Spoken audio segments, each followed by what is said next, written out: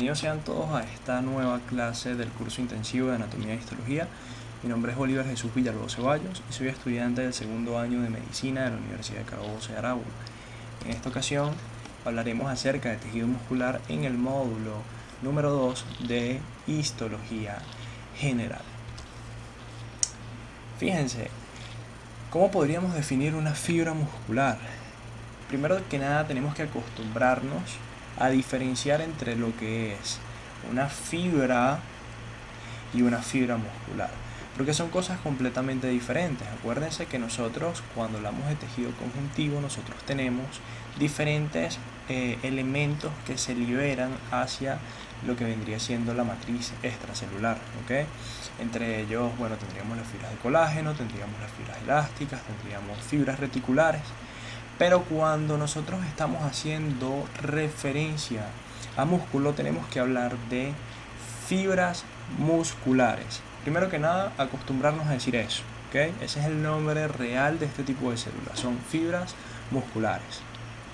Ahora, las fibras musculares tienen una importancia muy grande, pero muy grande, en muchos procesos que nosotros llevamos diariamente, ¿sí? El músculo como tal es un elemento que nos permite la movilidad. Los músculos como tal son estructuras que nos permiten realizar movimientos, nos permiten desplazar cierto tipo de sustancias. Por ejemplo, cuando nosotros estamos caminando en la calle, nosotros estamos ejerciendo funciones sobre el aparato locomotor. ¿Okay? En este caso estamos utilizando unas piezas óseas que tienen que ser movidas de alguna manera, y la forma que tiene el cuerpo de poder desplazar esas piezas óseas es por medio de los músculos, ¿okay? Ya como ustedes saben, los músculos están fijados por medio de tendones hacia lo que vendría siendo la superficie de los huesos y por medio de el segmento móvil de los músculos, bueno, podemos realizar cierto tipo de movimientos, ¿okay? Por otro lado, la cosa no se queda allí. Por ejemplo, el corazón es una bomba. Evidentemente, si no tenemos un sinsitio muscular que nos permita la contracción de este órgano, pues evidentemente no podríamos llevar a cabo lo que vendría siendo la distribución de la sangre hacia las diferentes partes del cuerpo. Por otro lado, bueno, tendríamos también el caso de las paredes de las vísceras.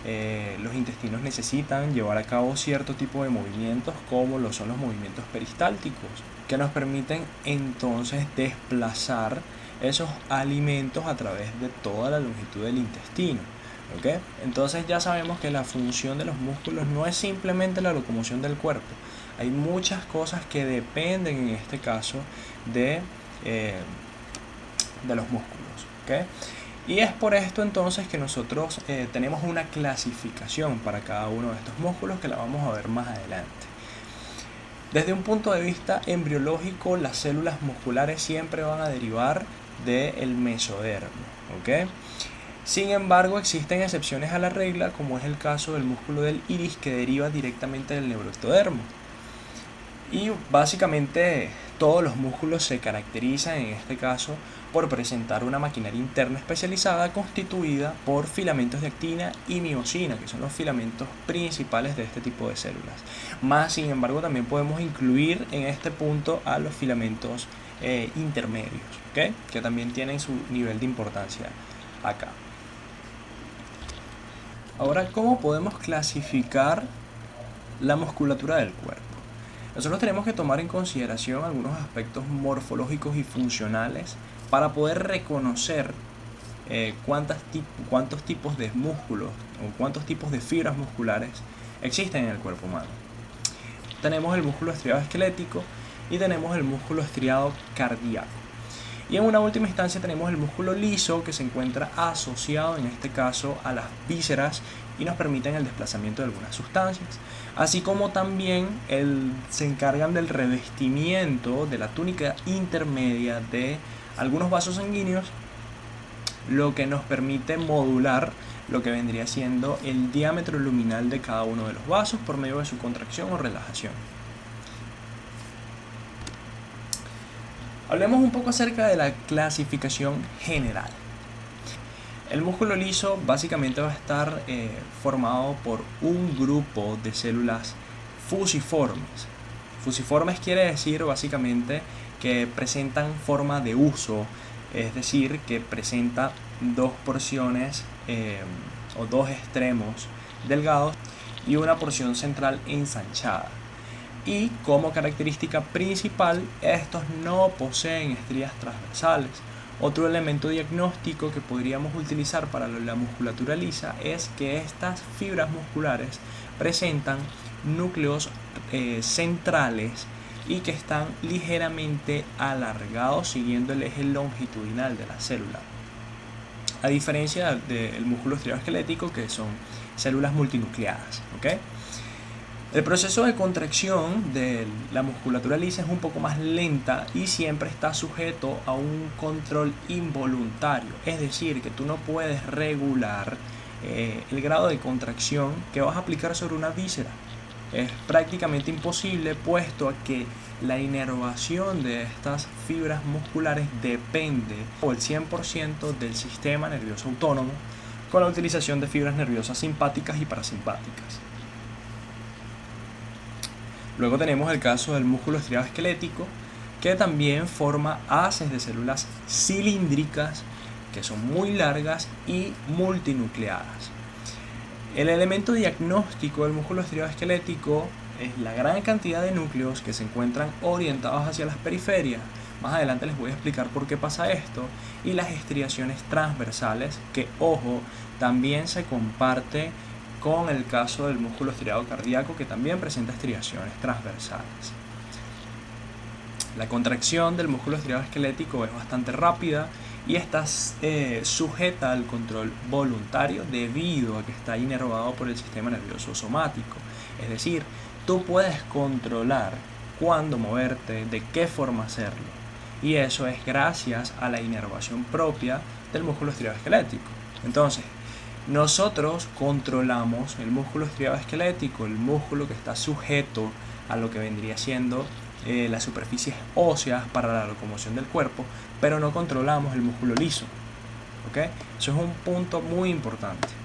En una última instancia tenemos el músculo estriado cardíaco, que está formado por células alargadas que se encuentran ramificadas y se unen con otras gracias a los discos intercalares, que los vamos a ver más adelante. Son unos complejos de unión, y las estriaciones que presentan son tanto transversales como longitudinales. Sin embargo, las longitudinales no se ven, no son tan perceptibles, pero si ponemos mucho detalle en ellas las vamos a poder observar. Y la contracción de esta es involuntaria, puesto a que está inervado por el sistema nervioso autónomo. Cuando veamos cardiovascular les hablaré acerca del sistema cardionector, que es un grupo de fibras musculares cardíacas especializadas que se van a encargar del automatismo cardíaco, junto a los nódulos sinusal y auriculoventricular. Más sin embargo, el aumento de la frecuencia cardíaca o la disminución de la misma va a depender del nervio vago y va a depender también de algunas fibras nerviosas simpáticas. Ahora bien, cabe destacar que tenemos que colocarnos el chip y tomar en cuenta que las fibras musculares son células tan especializadas que cada uno de los componentes que nosotros conocemos con un nombre específico en algún otro tipo de célula, en el caso de las fibras musculares cambia el nombre. ¿Okay? Por ejemplo, el caso de la membrana plasmática, en el caso de las fibras musculares, ya sean las estriadas, ya sean las lisas, vamos a llamarlo como sarcolema. ¿Okay? Citoplasma cambia el nombre a sarcoplasma en el caso de las fibras musculares. En el caso del retículo endoplasmático liso o REL, lo vamos a llamar aquí retículo sarcoplasmático. Viene del griego sarx, que a su vez significa carne. ¿Okay? Por eso se le cambia el nombre a todos estos componentes en el interior de las fibras musculares. Cabe destacar que, hablando de una vez acerca de lo que vendría siendo los organoides celulares, muy importante en el caso de las fibras musculares, la presencia de las mitocondrias. Cabe destacar que el músculo es un órgano que se encuentra formado por fascículos. Los fascículos son especies de cordones que a su vez se forman por fibras musculares. ¿Ok? O sea, estamos hablando desde lo macro a lo micro. ¿Ok? Entonces aquí tenemos el músculo. Este músculo se forma por estas estructuras que ustedes observan acá, que son fascículos. Están muy bien delimitadas en la foto. ¿Ok? Estos fascículos contienen en su interior fibras musculares, que son las células especializadas del músculo. Cabe destacar que las fibras musculares están muy relacionadas al tejido conectivo, puesto a que inmediatamente por fuera de el músculo nosotros tenemos un revestimiento denominado epimicio que se relaciona mucho con lo que vendría siendo las fascias de los músculos. ¿Okay? Desde este epimicio siempre parten una serie de tabiques de tejido conectivo que se van a encargar de delimitar a cada fascículo muscular. ¿Ok?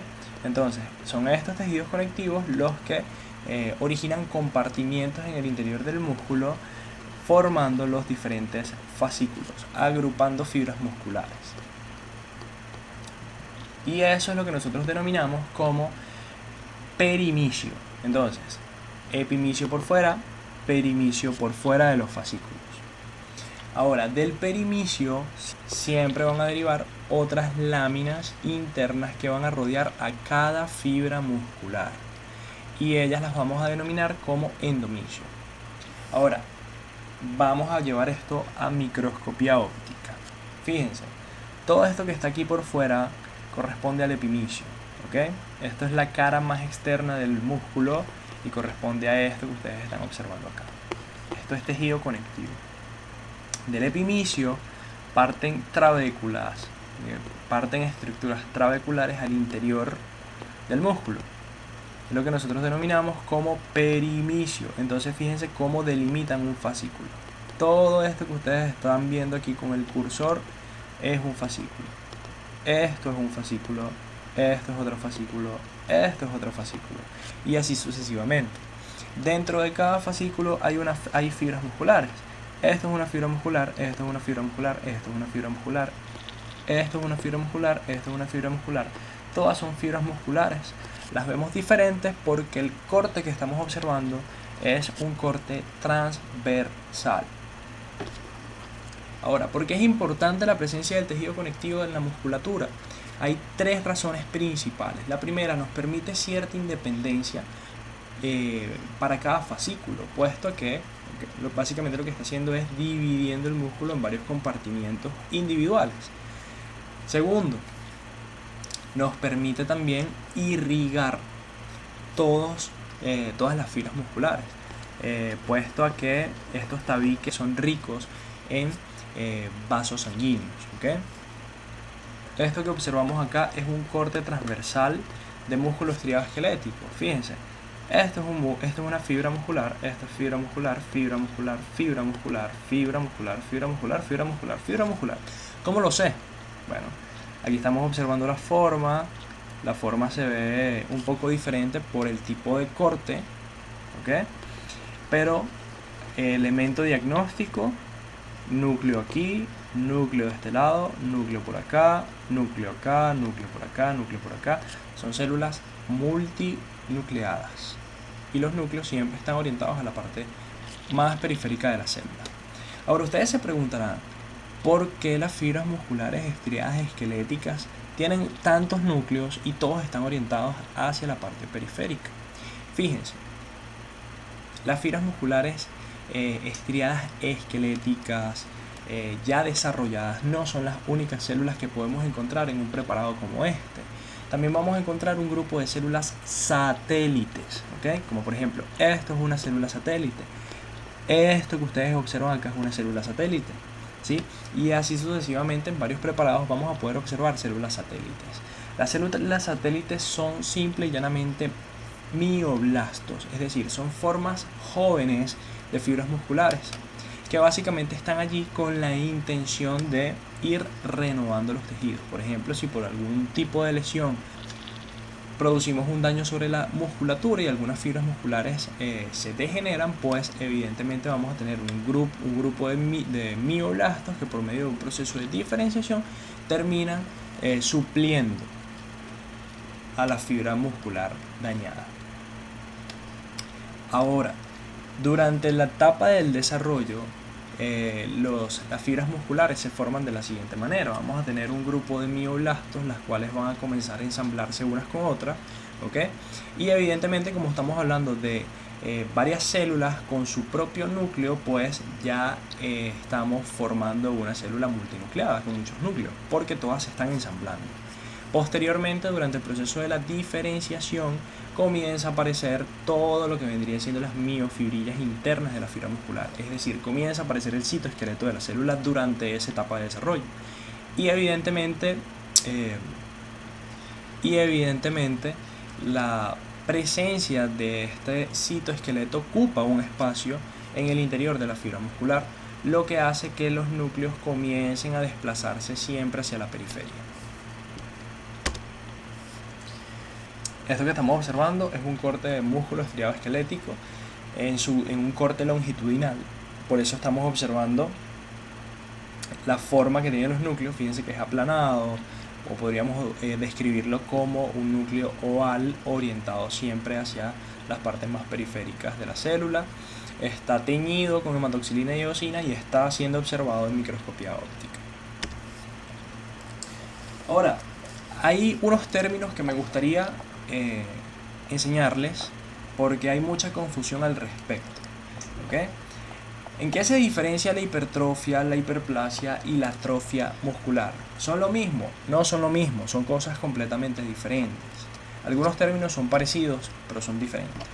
Fíjense, la hipertrofia hace referencia a un aumento del espesor de cada una de las fibras musculares gracias al trabajo físico, ¿okay? Normalmente las fibras musculares tienen un diámetro específico, ¿okay? Y una longitud específica. Pero evidentemente si somos personas que estamos constantemente haciendo ejercicio, pues las fibras musculares van y evidentemente el músculo a largo plazo gana volumen. La hiperplasia hace referencia a un aumento de la cantidad de fibras musculares que forman un músculo, y esto se da por medio de un proceso de mitosis y diferenciación celular. ¿Okay? Entonces fíjense cómo la hipertrofia es diferente a la hiperplasia, no son lo mismo. Y en una última instancia tenemos la atrofia muscular, que bueno, supongamos que somos practicantes de algún deporte, puede ser del fútbol. Supongamos que sufrimos una lesión en pleno entrenamiento. Cuando llegamos al médico, lo que nos aconsejan es reposo, ¿sí? Ya sea por una cantidad de tiempo bastante menor o ya sea por una cantidad de tiempo bastante mayor. El punto es que el reposo, la falta de entrenamiento, nos va a conducir a una atrofia muscular, es decir, a una disminución del espesor de las fibras musculares estriadas esqueléticas. Y es por eso entonces que disminuye el volumen de los músculos. Ahora, hablemos acerca de la organización del tejido muscular. El músculo se compone por varios fascículos que se encuentran delimitados por el perinicio, y cada uno de estos fascículos contiene un número bastante variable de fibras musculares con una cierta cantidad de tejido conjuntivo y vasos sanguíneos. De las fibras musculares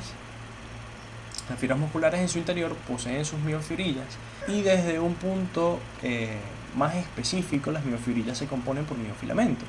Esos miofilamentos son los filamentos de actina y los filamentos de miosina principalmente.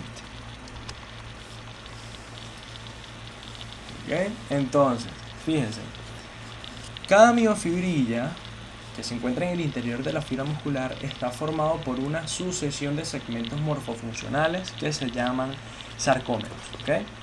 Fíjense, cuando nosotros observamos un preparado con microscopía electrónica, básicamente lo que vamos a observar es algo similar a esto. Esto es una miofibrilla. La miofibrilla va a estar constituida por zonas claras y oscuras. Fíjense, esto que ustedes observan acá es una zona clara que se denomina la banda I, y en su zona central, en su porción central, tenemos algo que denominamos como línea Z. Inmediatamente por fuera de la banda I tenemos la famosa banda A, que es esto que ustedes observan acá. De acá acá. Esto es la banda A. La banda A su vez presenta en su interior una zona un poco más clara que se denomina la banda H, ¿ok? Que bueno, lo observamos acá también. Esto es la banda A y lo que está en su interior es la banda H, que es un poco más claro. Y dentro de la banda H encontramos una línea denominada la línea M, ¿ok? ¿Qué es un sarcómero? Un sarcómero es simple y llanamente una región ultraestructural comprendida entre dos líneas Z adyacentes, es decir, desde acá hasta acá. Esto es un sarcómero. Y de acá hasta acá hay otro sarcómero. Y de acá hacia la próxima línea Z hay un sarcómero. Y por ese ensamblaje sucesivo de sarcómeros es que se forman las miofibrillas. Entonces, fíjense lo siguiente, como les había comentado, las bandas I son las partes claras, ¿ok? En las bandas I se encuentra una línea central bastante bien delimitada denominada la línea Z. Esta línea Z básicamente corresponde a un punto de inserción de filamentos de actina, ¿ok? Es aquí en este punto donde se insertan los filamentos de actina y cada uno de ellos pues evidentemente se dirigen hacia un lado o hacia el otro. Es decir, aquí se insertan los filamentos de actina, unos filamentos de actina van para este lado y los otros van para este lado. Cabe destacar que los filamentos de actina presentan polaridad, tienen un extremo positivo que es el que se inserta justamente acá en la línea Z, aquí en la línea Z, y tenemos un extremo negativo que mira hacia el lado opuesto, ¿okay? Luego tenemos lo que vendría siendo la banda A, ¿okay? Que es la parte oscura, ¿sí? Esta banda A presenta dentro de ella la banda H y dentro de la banda H la línea M, ¿okay? Entonces, ya sabemos que los filamentos de actina provienen de las líneas Z. De acá, de la línea M, van a partir los filamentos de miosina, ¿okay? En la línea M se insertan los filamentos de miosina gracias a dos proteínas principales. La primera de ellas es la miomesina y la segunda de ellas es la proteína C. Entonces, los filamentos de miosina parten desde esta línea M en dirección hacia la banda I. Y es precisamente este punto de la banda A en donde se hace este segmento oscuro. Y eso se debe básicamente a la superposición de los filamentos de miosina que salieron de la línea M y los filamentos de actina que salieron de la línea Z. Como ellos terminaron superponiéndose en este punto, por eso se observa esta parte más oscura a nivel de la banda A. Y lo que me interesa que ustedes sepan es que las estriaciones transversales de las fibras musculares estriadas esqueléticas se deben a esto mismo que les estoy explicando, la superposición de los filamentos de actina y miosina en cada una de las miofibrillas de la célula es lo que permite que se observen las estriaciones transversales. Más de lo que les estaba comentando, solamente que ahora lo vamos a observar en microscopía electrónica. Esto es un pequeño recorte de un preparado observado en microscopía electrónica. Fíjense, ¿qué tenemos acá? Acá tenemos línea Z por acá. De aquí salen los filamentos de actina en esta dirección, ¿ok? Luego acá, dentro de la banda H, que pertenece a la banda A, tenemos la línea M. Y de la línea M salen los filamentos de miosina hacia afuera, ¿ok? Y evidentemente los filamentos de miosina, al tener este trayecto, va a llegar a un punto en donde se van a mezclar con los filamentos de actina que provenían de la línea Z, ¿ok? Y esto es lo que permite que se vean las estriaciones en microscopía óptica. Ahora, además de esto, es muy importante desde el punto de vista funcional, puesto que es aquí donde se produce la contracción. El sarcómero es ese elemento morfofuncional o esa región morfofuncional de la miofibrilla, de la fibra muscular, en donde se producen las contracciones musculares, ¿ok? Porque es aquí en donde el filamento de miosina establece un contacto con el filamento de actina, y es en este punto donde la miosina tracciona al filamento de actina para acercar las dos líneas Z y contraer la miofibrilla. Esto pasa de manera simultánea en todas las miofibrillas de la fibra muscular al mismo tiempo. Ahora me interesa que ustedes sepan cuál es la famosa función del retículo sarcoplasmático.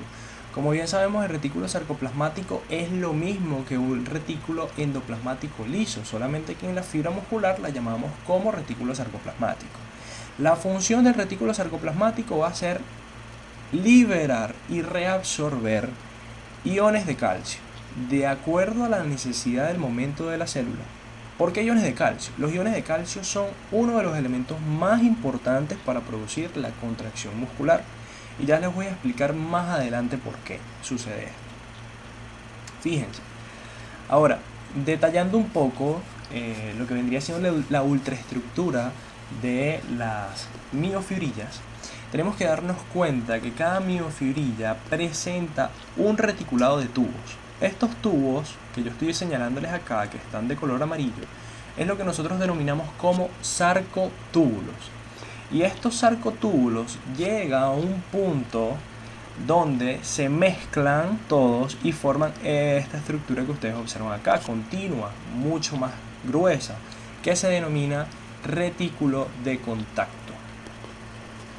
Encuentra de frente a un túbulo T. Un túbulo T es simple y llanamente una invaginación de la membrana celular que llega hacia lo que vendría siendo el interior de la fibra muscular.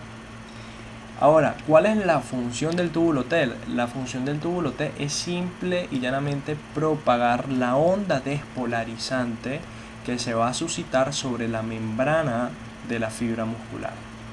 Cuando un axón libera un neurotransmisor sobre la membrana de una fibra muscular para poder llevar a cabo un mecanismo de contracción muscular, se aperturan algunos canales iónicos en la membrana de la célula, básicamente con la intención de cargar positivamente el interior de la célula, ¿okay? Por medio de la difusión de los iones de sodio, ¿okay? Hacia el interior de la célula. Entonces, eso es lo que nosotros denominamos como despolarización, ¿sí? Y evidentemente la despolarización es el paso previo a lo que vendría siendo la contracción muscular, puesto que esta despolarización pasa hacia el interior de la célula por medio de estos túbulos T.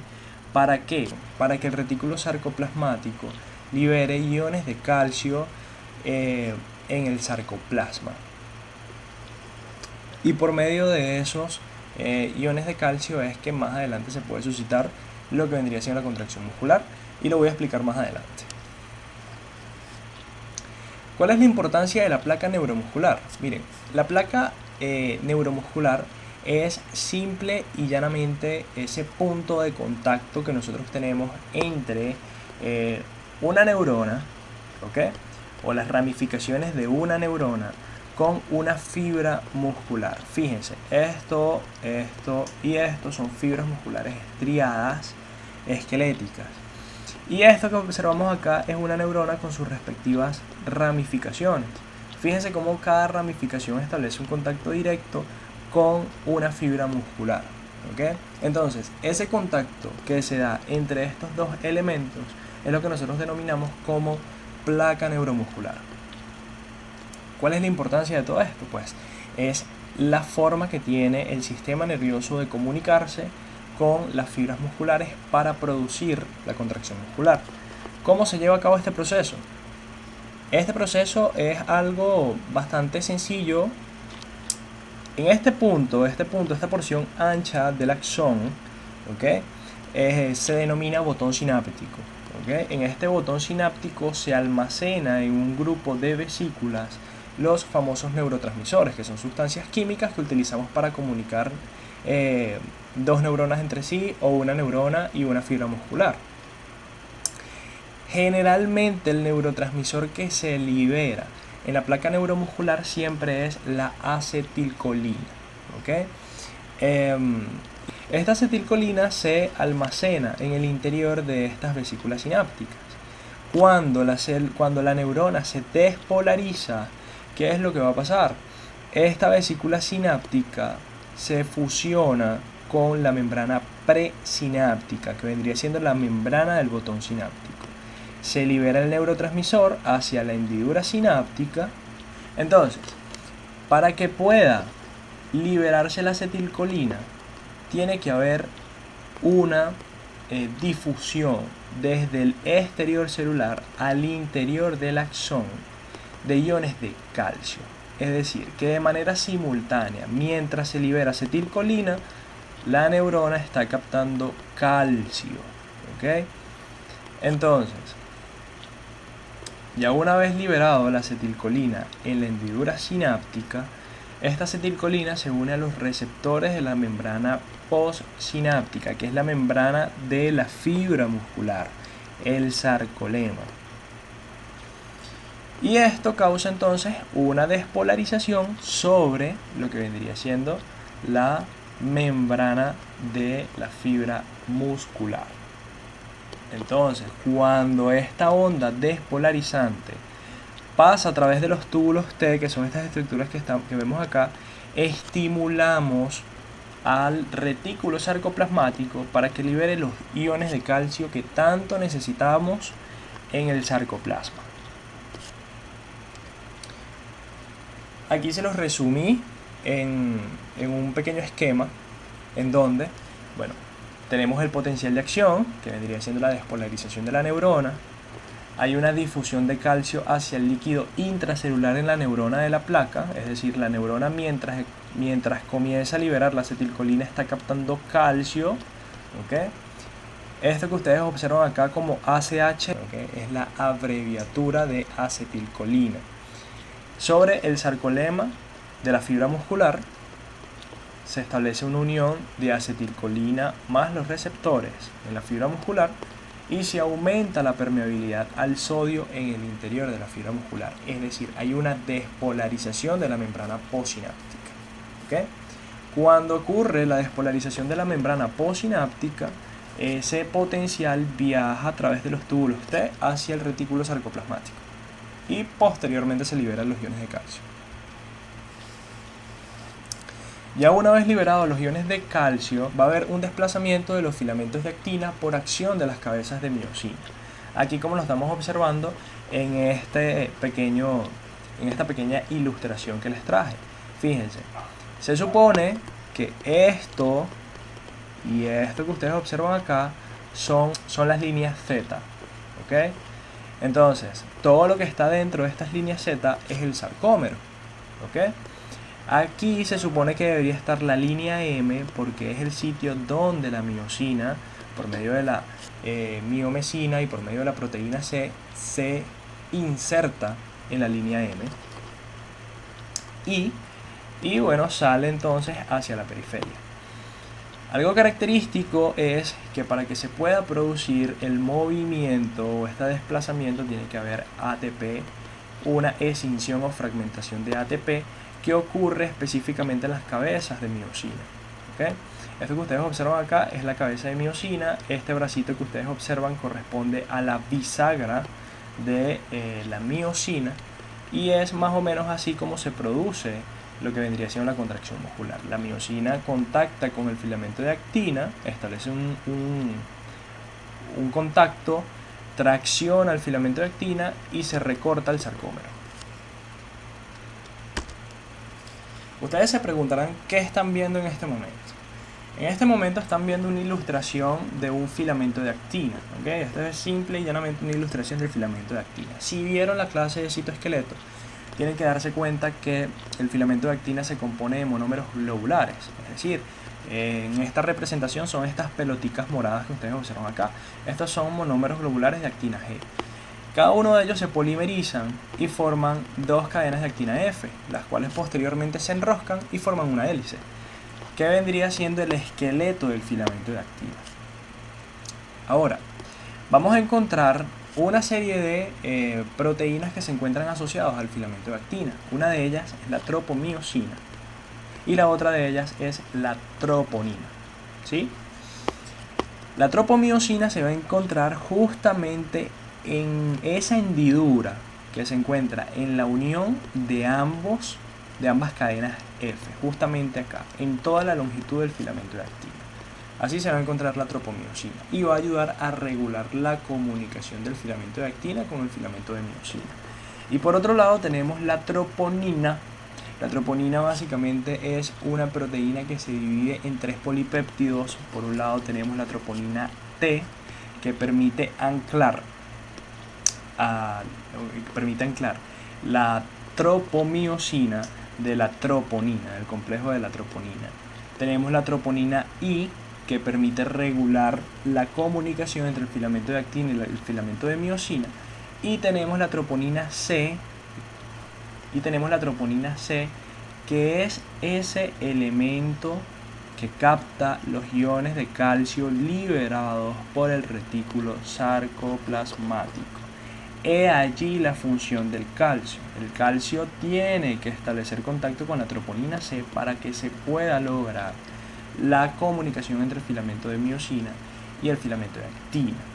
¿Okay? ¿Qué es esto otro que les estoy mostrando? Esto es una representación gráfica de un filamento de miosina.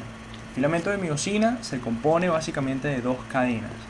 2 cadenas pesadas y 4 cadenas ligeras o 4 cadenas livianas. Las cadenas pesadas, que están compuestas por miosina, básicamente van a estar formando una hélice, o que van a estar formando esta espiral que ustedes observan acá. ¿Okay? Y esta espiral, en prácticamente toda su longitud, es lo que nosotros vamos a denominar como cola de la cabeza de miosina. Y por otro lado, uno de los extremos de la cola de la cabeza de miosina presenta estas cabezas, ¿okay? Que son las cabezas de miosina. Las cabezas de miosina prestan inserción a las cadenas livianas, que son estos elementos que ustedes observan acá. Las cadenas livianas se dividen en 2 tipos. Tenemos la cadena liviana esencial y la cadena liviana reguladora. La cadena esencial estabiliza la cabeza de miosina,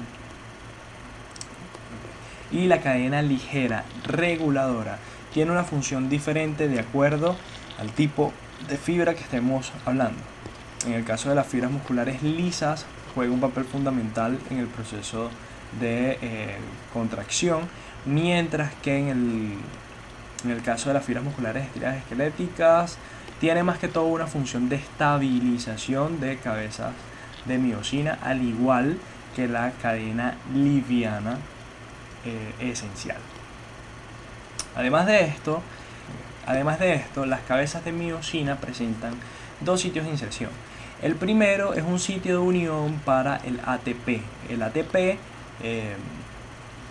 ATP es captado, ¿sí?, del medio intracelular y se une entonces en este sitio de unión para que esta misma cabeza de miosina actúe como una ATPasa, es decir, fragmente o escinda el ATP para poder utilizarlo durante el mecanismo de contracción.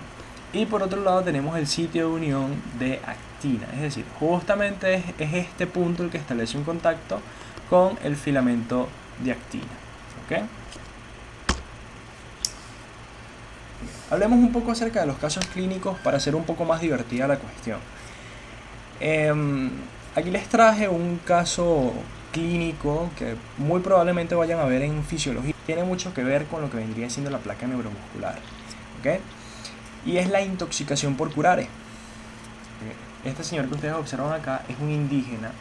Generalmente los indígenas de la Amazonía tienen la costumbre de cazar animales mediante el uso de flechas y cerbatanas. Esto es una cerbatana, lo que el señor está sosteniendo. Y esa cerbatana siempre, o la punta de esa cerbatana siempre está impregnada con una sustancia que nosotros denominamos como curare. Si por alguna razón ustedes se pinchan con una cerbatana o con una flecha que se encuentre impregnada con curare, porque básicamente lo que ustedes van a experimentar va a ser una parálisis neuromuscular. ¿Cómo pasa esto? Bueno, básicamente como yo les había comentado, en la membrana postsináptica, en este caso la membrana de la fibra muscular estriada esquelética, existen receptores que se van a encargar de poder que se van a encargar de captar la acetilcolina que libere la neurona. Básicamente lo que va a hacer el curare es bloquear ese receptor de acetilcolina para que no se pueda dar la despolarización sobre la membrana de la fibra muscular estriada esquelética. A largo plazo, una intoxicación por curare puede causar una parálisis muscular tan intensa que incluso el diafragma y los músculos intercostales, que son músculos de la ventilación, se paralizan por completo. Y el paciente básicamente no ventila, es decir, no lleva aire cargado de oxígeno hacia el interior de los pulmones porque los músculos de la respiración están completamente bloqueados. Por otro lado tenemos el caso de la miastenia gravis. Esto es básicamente una enfermedad autoinmune en donde el cuerpo comienza a desarrollar una serie de anticuerpos que actúan sobre los receptores de acetilcolina de la placa neuromuscular, lo que termina degradándolos. ¿Okay? Y en una última instancia tenemos a la distrofia muscular. La distrofina es una proteína que se encuentra asociada a la membrana de la fibra muscular estriada esquelética, específicamente su cara citoplasmática. Básicamente esta distrofina tiene una acción estabilizadora sobre la membrana de la fibra muscular. Y la distrofia muscular es exactamente una enfermedad que se produce por la carencia de distrofina o una anomalía en la composición de la misma. Ahora, existen dos tipos de distrofia muscular. La primera de ellas es la distrofia muscular de Duchenne y la segunda de ellas es la distrofia muscular de Becker, una más severa que la otra. En el caso de la distrofia muscular de Duchenne, el paciente comienza a manifestar los síntomas propios de la enfermedad mucho antes de los 5 años. Incluso algunos pacientes en etapa neonatal, es decir, siendo recién nacidos, comienzan a tener entonces los síntomas característicos de la distrofia muscular de Duchenne. El pronóstico de los pacientes con distrofia muscular de Duchenne es generalmente hasta los 20 años. Los pacientes mueren. La distrofia muscular de Becker generalmente se manifiesta no tan temprano, es realmente una enfermedad bastante tardía en su aparición. Comienza aproximadamente en las últimas etapas de la adolescencia y en las etapas más tempranas de la adultez, y generalmente estos pacientes, bueno, ya a los 25 años tienen que estar esclavizados a una silla de ruedas, y el pronóstico de vida de estos pacientes es un poco mejor. Ahora, hablando acerca del músculo liso, tenemos que mencionar primero que nada que este tipo de músculo se encuentra asociado a las paredes de las vísceras abdominales, por ejemplo, y se puede asociar también a las paredes de los vasos sanguíneos, como lo podemos observar en esta foto o en este preparado que tenemos a nuestra mano derecha, donde podemos individualizar primero que nada la túnica media de la arteria muscular, que ya hablaremos de ella en su momento, pero básicamente la túnica media corresponde a la pared muscular de cada uno de los vasos sanguíneos. ¿Okay? En este caso, desde este punto hasta este punto, vamos a observar entonces un grupo de fibras musculares lisas que se encuentran constituyendo un haz muscular. ¿Okay?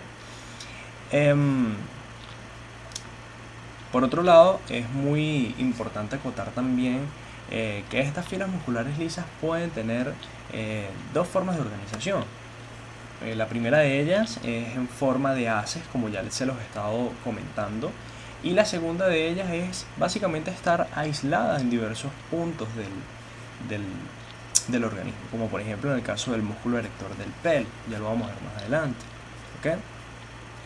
Ahora bien, En lo que respecta a las paredes de las vísceras, estos pueden constituir túnicas musculares y pueden estar orientados de formas bastante variables. Pueden ser fibras musculares de trayecto longitudinal o pueden ser fibras musculares de trayecto circular. ¿Okay?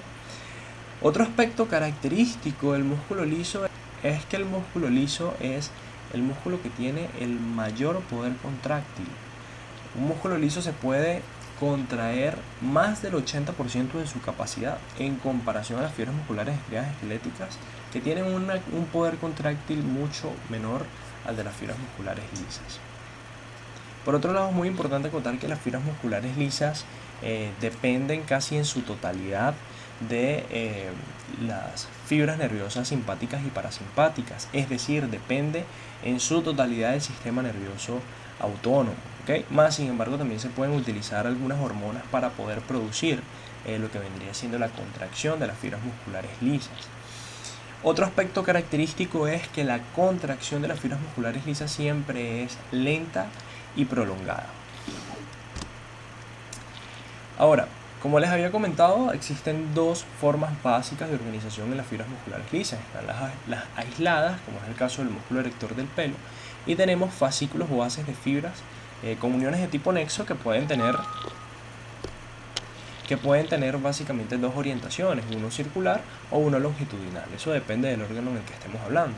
En este caso aquí tenemos una arteria muscular que presenta un haz, ¿okay?, de fibras musculares lisas, que en este caso constituyen la túnica media de la arteria muscular. Y además de esto, bueno, podemos evidenciar cómo las fibras musculares lisas se organizan en ese haz. ¿Okay? Fíjense que las fibras musculares lisas son células ausadas, como observamos acá en este esquema. ¿Qué quiere decir ausadas? Ausadas quiere decir que presenta dos extremos completamente delgados, ¿okay?, y una porción central que es muy ensanchada, ¿sí? Entonces, cabe destacar que los extremos afilados o extremos delgados de la fibra muscular lisa siempre se correlacionan o se relacionan con lo que vendría siendo la porción central de las fibras musculares lisas adyacentes. ¿Okay? Esta es la organización básica de los haces de fibras musculares lisas. ¿Okay? Más sin embargo, el núcleo de estas células es un núcleo completamente aplanado, ¿okay?, que siempre sigue el eje longitudinal de la fibra muscular lisa. Cabe destacar que además de fibras musculares lisas, en estos preparados, en algunos casos, podemos observar mioblastos. Los mioblastos son las formas más jóvenes de las fibras musculares lisas, es decir, no han terminado el proceso de diferenciación celular. Básicamente, los mioblastos existen con la intención de ir renovando los tejidos con el pasar del tiempo. Fíjense aquí más de lo que les estaba comentando, la forma de organización de las fibras musculares lisas respecto a las fibras musculares lisas adyacentes. Fíjense entonces cómo tenemos neuronas pertenecientes al sistema nervioso autónomo, ya pueden ser fibras nerviosas simpáticas o parasimpáticas, eso es altamente variable. ¿Okay? Aquí observamos un corte transversal de un músculo liso, en donde fíjense cómo nosotros observamos que el núcleo siempre está orientado en la parte central de la fibra muscular lisa. No es como el caso de las fibras musculares estriadas esqueléticas, que eran células multinucleadas y cada uno de los núcleos estaban siempre orientados a la parte más periférica del preparado o de cada fibra. En este caso no pasa eso, y si observamos un corte longitudinal sí podemos observar lo que vendría siendo la forma del núcleo de una manera más detallada. ¿Okay? Ahora, en lo que respecta al citoesqueleto de las fibras musculares lisas, tenemos que acotar que básicamente este citoesqueleto tiene una forma de organización un poco más sencilla que las fibras musculares estriadas esqueléticas. Acá nosotros vamos a observar diferentes elementos, como lo son las caviolas, las placas de inserción y las condensaciones citoplasmáticas. Las caviolas básicamente son vesículas pinocíticas que se van a encargar de la liberación del calcio en el interior celular. ¿Okay? Vamos a observar placas de inserción, que son simple y llanamente puntos constituidos por tallina y vinculina que permiten unir a los filamentos de actina a lo que vendría siendo la membrana muscular o el sarcolema. Y por otro lado podríamos encontrar condensaciones citoplasmáticas que se encuentran en diferentes puntos del citoplasma y que permiten entonces la comunicación entre los filamentos de actinas del citoesqueleto celular y lo que vendría siendo el filamento de miosina. Fíjense que además de filamentos de actina y filamentos de miosina, también vamos a tener dos tipos de filamentos intermedios, que son los filamentos de desmina y los filamentos de bimentina, que vimos en la clase del citoesqueleto celular. Ahora, la organización del aparato contráctil en la fibra muscular lisa depende de estas condensaciones citoplasmáticas que les había comentado. Las condensaciones citoplasmáticas sirven como puntos de unión de los filamentos de actina, ¿okay? Fíjense la cantidad de filamentos de actina que tenemos en cada condensación citoplasmática. Inmediatamente en el centro de esta estructura que nosotros observamos acá, observamos un filamento mucho más grueso, ¿okay? Esto corresponde a un filamento de miosina, el cual evidentemente preserva sus cabezas de miosina, y el mecanismo contráctil es exactamente el mismo al de las fibras musculares estriadas esqueléticas. Fíjense cómo se respeta el mismo patrón. Esta imagen que ustedes observan acá correspondería más que todo a fibra muscular estriada esquelética, pero se cumple el mismo principio, en donde el filamento de miosina, que se encuentra en la porción central, como lo observamos acá, establece un contacto directo con los filamentos de actina que lo rodean, y de esta manera entonces se une a él, tracciona y disminuye lo que vendría siendo la distancia entre esta condensación citoplasmática y esta que observamos acá. Y así pasa en diferentes puntos de la fibra muscular lisa, y por eso la capacidad contráctil del filamento de actina es mucho mayor a las demás fibras musculares, debido a este tipo de organización que es diferente al de la fibra muscular estriada esquelética. Ahora, ¿cómo inicia este mecanismo contráctil? Primero que nada tiene que haber un aumento en lo que vendría siendo la concentración de calcio en el interior celular. Y esto ocurre básicamente por dos vías. La primera de ellas es por la difusión de calcio del exterior celular al interior celular. Y la segunda de ellas, y la más importante de todas, es la liberación del calcio desde el retículo endoplasmático liso o retículo sarcoplasmático hacia el interior celular, ¿okay? Además de esto, justamente cuando aumenta la concentración de calcio en el interior celular, otra sustancia denominada calmodulina se une a esos iones de calcio, formando un complejo denominado el complejo calcio-calmodulina. Una vez formado este complejo calcio-calmodulina, se activa la MCL quinasa o quinasa de cabezas livianas de miosina, lo que causa la fosforilación de la miosina, lo que a su vez termina causando un cambio conformacional en la molécula de miosina que permite la unión de la miosina con el filamento de actina y posteriormente la contracción muscular. Hablemos entonces ahora acerca del músculo estriado cardíaco, que como bien sabemos básicamente son aquellas fibras musculares que vamos a encontrar en el miocardio del corazón. Característica especial de estas fibras musculares estriadas es el patrón de estriaciones, que sí, evidentemente hay un patrón de estriación transversal, pero en algunos preparados podemos observar también un patrón de estriaciones longitudinales. Fíjense en este preparado cómo vamos a poder observar algunas estrías longitudinales también.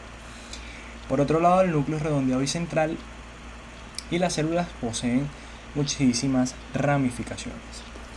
Además de esto, es bastante común encontrar estas pequeñas líneas blancas entre cada una de las células. Eso no corresponde a un artefacto, eso es un disco intercalar, o también denominado disco Z, que es simple y llanamente una forma de unión o un complejo de unión que se da entre dos tipos de células adyacentes.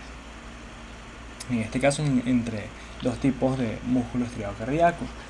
Cabe destacar que estos complejos de unión están formados por desmosomas, y generalmente existe una pequeña hendidura de separación de aproximadamente 20 nanómetros.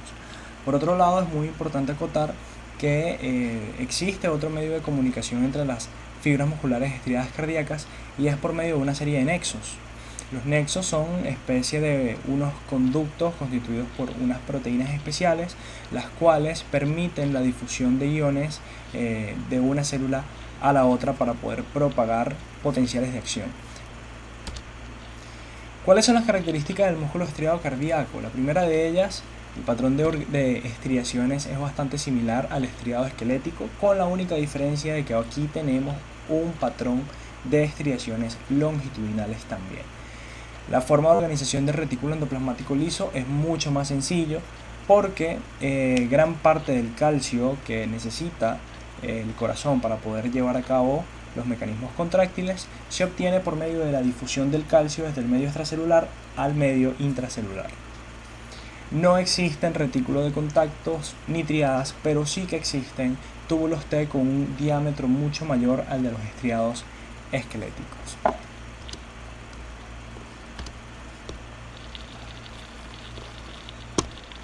Esa fue toda la clase de la tarde de hoy.